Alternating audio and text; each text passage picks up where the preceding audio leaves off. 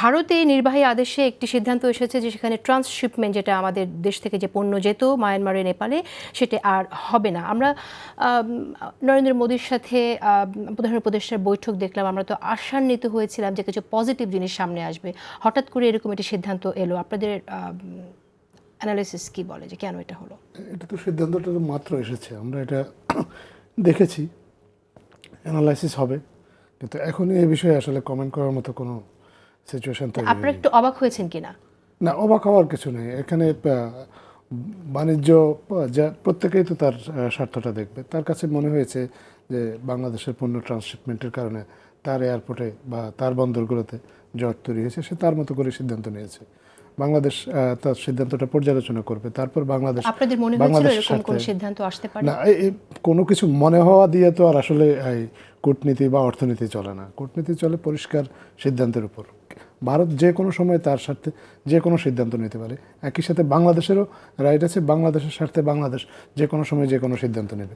আমার কি মনে হলো বা কি মনে হলো না, এগুলোতে আসলে কিছু আসা যায় না।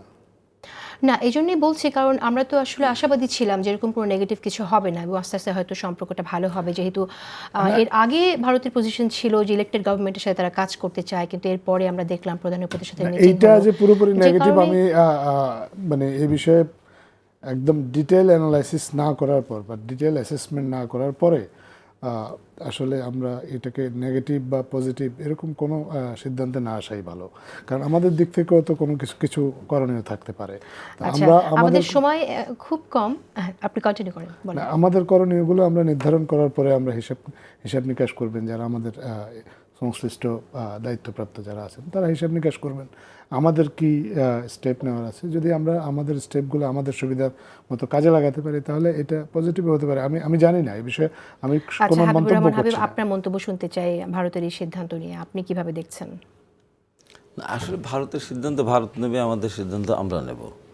কিন্তু আমাদের ইকোনমিতে তা তো নিশ্চয়ই কিন্তু আমাদের ইকোনমিতে এটার কি প্রভাব পড়বে এবং এই সিদ্ধান্তটা যে নিল, এখন আসলে কি করণীয় সরকারের আপনি বলেন? এখন করণীয় আমাদের অন্য দিক চিন্তা করতে হবে। তো এখন ভারত সিদ্ধান্ত নিল, মার্কিন যুক্তরাষ্ট্র সিদ্ধান্ত নিল, আমরা তো আমাদের কথা মতো তার সিদ্ধান্ত নিবে না। আমার নিজের দেশের মধ্যে আভ্যন্তরীণ যেগুলি আমাদের পণ্য উৎপাদন আমাদের করার সুযোগ আছে, যেমন আমাদের খাদ্যশস্য থেকে শুরু আদার যেগুলি, আর ইন্ডাস্ট্রিতে ধরেন বিভিন্ন দেশে বিভিন্ন এক্সপান্ড করবে অনেক জায়গায়। তো এখন আমরা তো এর মতো করতে পারবো, আমাদের ইচ্ছা করলে কালকে অস্ত্র উৎপাদন করতে পারবো। এখন সবচেয়ে লাভজনক ব্যবসা তো অস্ত্র।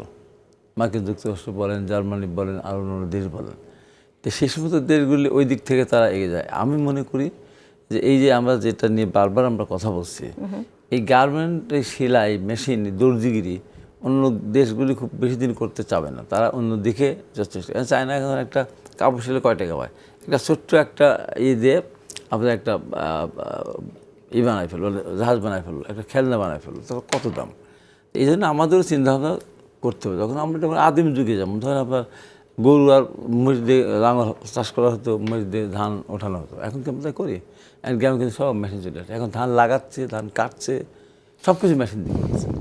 আমাদেরও নতুনত্ব সৃষ্টি আমাদেরকে করতে হবে, দেখতে হবে সামনের দিকে। যখন সব দরজা বন্ধ হয়ে যাবে তখন এক দরজাতে বের হতে হবে। ধন্যবাদ আপনাকে অধ্যাপক ডক্টর শাহাদাত হোসেন। আপনার মন্তব্য শুনতে চাই। হাবিবুর রহমান হাবিব যেমনটি বলছেন যে নতুন অর্থনীতি, নতুন দুয়ার খোলার কথা উনি বারবারই বলছেন আর কি।